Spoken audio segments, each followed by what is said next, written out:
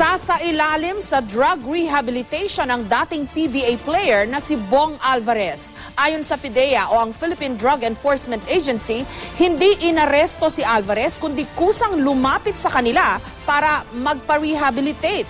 Nagbabalik si John Consulta. Nasa pangangalaga na ng PIDEA ang dating PBA player na si Bong Alvarez. Ayon sa tagapagsalita ng PIDEA, naatasan sila na sunduin si Alvarez para sumailalim sa rehabilitation.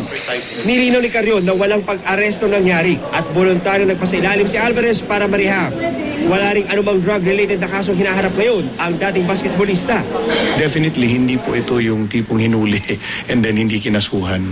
It was somewhat, if you can call it, a voluntary rehab.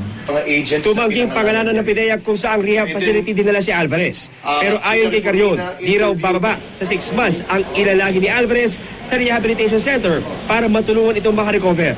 It ranged from a series of physical to group activities and yung actual na I'm not privy to, let's say, kung may medication or counseling, yes. So. Taong 2007 nang maaresto si Alvarez matapos ireklamo ng pambubugbog ng isang taxi driver at ng isang TV reporter. Sinusubukan pa rin ng GMA News na kunin ang panig ni Alvarez. John Consulta, GMA News.